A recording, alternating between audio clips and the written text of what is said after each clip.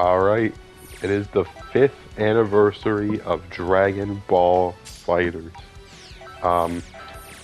Not technically when I'm recording this. When this is uploaded, it will be the 5th anniversary. But when I'm recording this a little bit earlier.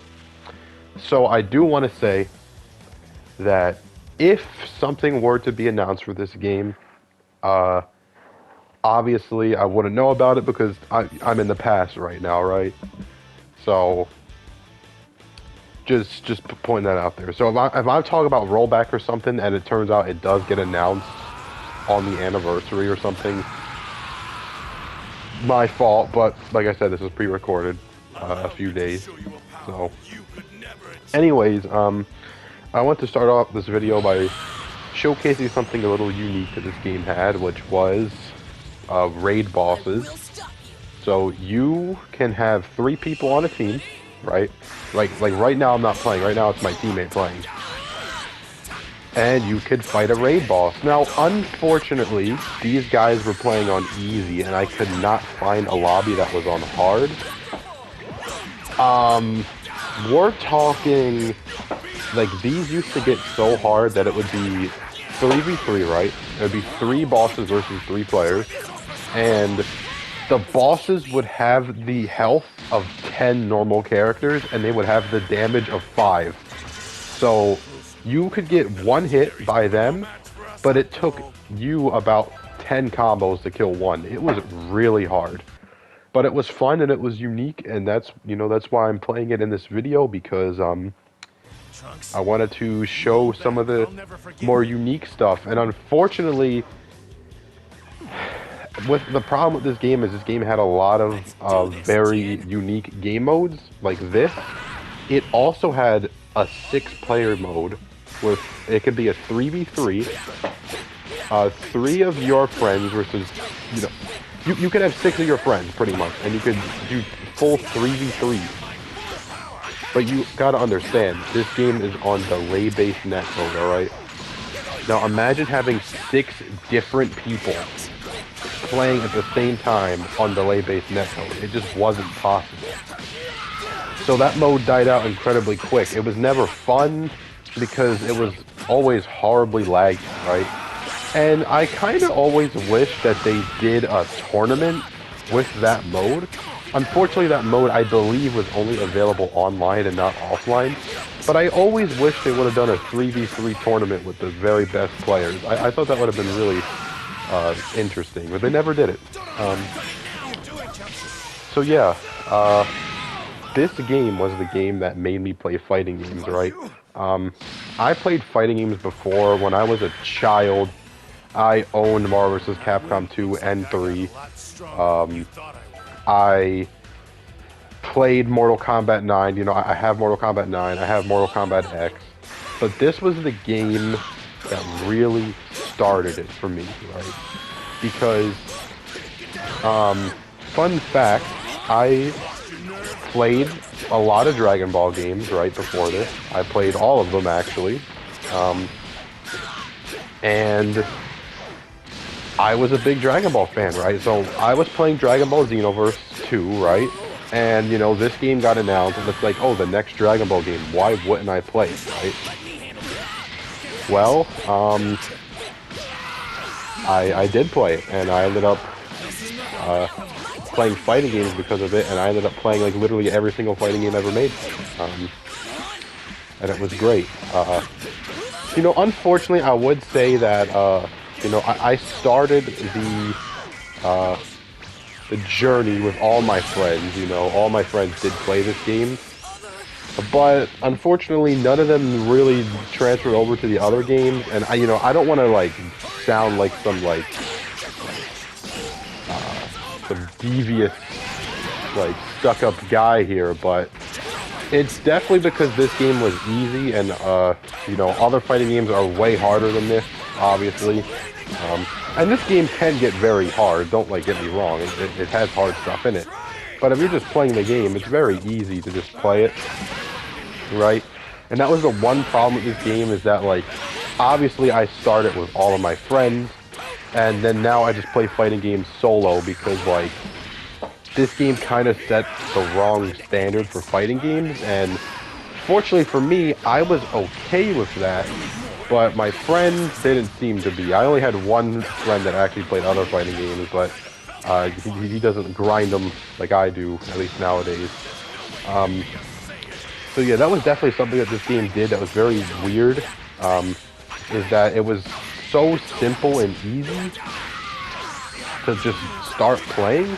Obviously it gets very advanced and stuff later on, but yeah, it was a nice simple game. And it really got me into fighting games, and I still think the game is cool, and the game has gotten only cooler, that's not a pun, after, you know, it's been updated and stuff. So it's been a nice journey of this game, but I do think this game was done incredibly dirty, because this game was treated like a fighting game, but in reality it was a lot more than that, and it didn't get the treatment it deserved. I truly believe that. Because you gotta understand, this game came out 5 years ago today, from when you're seeing this video. And if you don't know, that's only 2 years before COVID, right? This game only had 2 years to live, and then COVID happened and completely changed the course of this game. Because this game heavily relied on offline tournaments because the online netcode is so bad.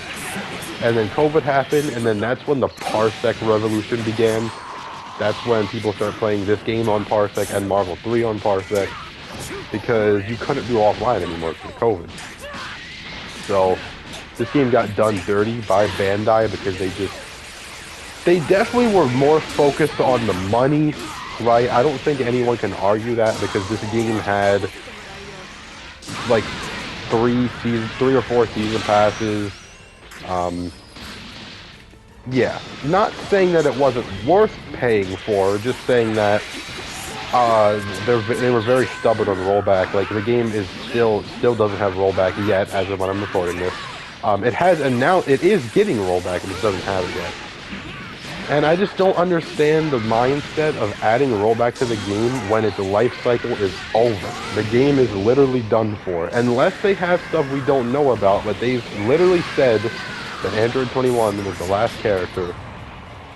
So unless they're capping, the game's dead, and they decided to finally add the ability to play it. And the game's not dead. I don't want to say that, because this game, funny enough, this game has more players than guiltygearstrive consistently. This game has more players than every single fighting game besides, like, Tekken. So this game's still alive, but that's only because it's Dragon Ball, you know? And that's why I'm saying this game was more than a fighting game, and it deserves better treatment than what it got. But unfortunately, Bandai be Bandai. And yeah, so it got DLC characters, right? And the DLC characters for this game were something else. Like, it was always a hype moment whenever a DLC character would come out.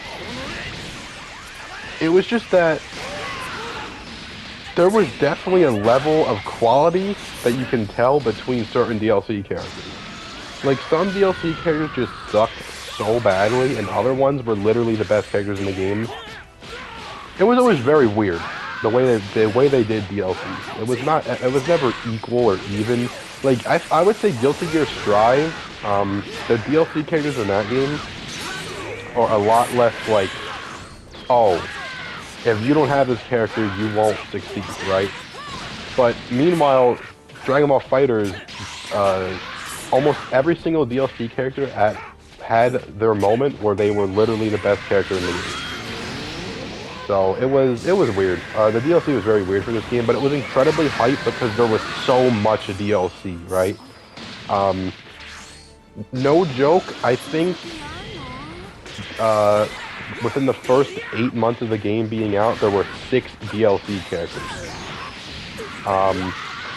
And that's amazing. That's so much content for you to just keep playing and playing and playing. And it was not overpriced. It was the usual, like, I think $20 or $30 for the whole season, right? Which, compared to other fighting games, which I will name, KOF 15, charging $60 for their set of characters. And some of them are technically reused.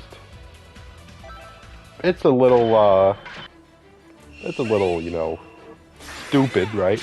And I would say the one thing about this game is that this game had no prior legacy to build upon, so literally every single character was brand new, right? There was no game before this where they could just take moves or animations. This was a brand new game, and it was just sick, right? And this was literally a dream game, right? A lot of people think Dragon Ball FighterZ will get a sequel. I don't really think it will. Literally, this is a dream game. You have, when it comes to these graphics, the best in the business is doing it, right? Combined with Bandai Namco, who makes some of the best fighting games of all time, you know, Tekken, for example, right? And ArcSys, who also makes some of the best fighting games of all time, guiltygear, you know, Blaze Blue, and they just combined together, right? And it was literally a dream situation, right? And I would argue that if you don't know, this game's competitor was Marvel vs. Capcom Infinite. Even though Marvel Infinite was a bad game technically when it comes to like the graphics and the presentation and all that, even though it was a bad game, I still think that if Marvel Infinite was a good game, this still would have been more popular, literally based off of the fact that how much of a dream situation this is, and how it will probably never happen again, right? I would argue that this game is more of a once-in-a-lifetime situation than any Marvel vs. Capcom game. Which is crazy, right? And I do really hope they work together, and I do pray that if they do work together, it will not be on a Dragon Ball game, because Dragon Ball FighterZ is an amazing game, and it had its lifetime, and I do think that, for me, specifically, I believe that Naruto or Bleach deserves a game like this, because Naruto has been done very dirty recently, with Shinobi Strikers, and Naruto never really had a game like this. I mean, Dragon Ball never had a game like this until Dragon Ball FighterZ. And I think it will really help get rid of the shovelware that is anime licensed games, right? These garbage One Piece games, these garbage Naruto games, like, they're literally shovelware. They come out, nobody plays them. It's just for money, right? I would say that they are very close to being on the level of sports games, right? Like, literal, like, only AI play those types of games, right?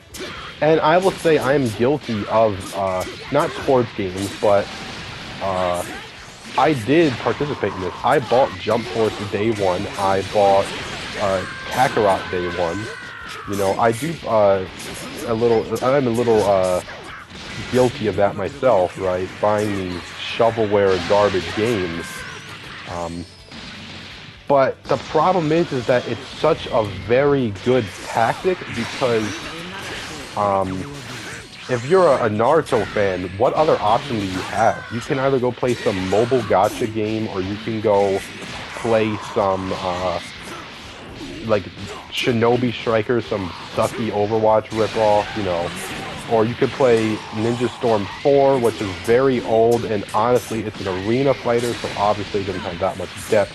It still is more depth than, you know, most arena fighters, but, you know, like Demon Slayer is a fighting game with really not that much depth in it. It's a very shallow fighting game.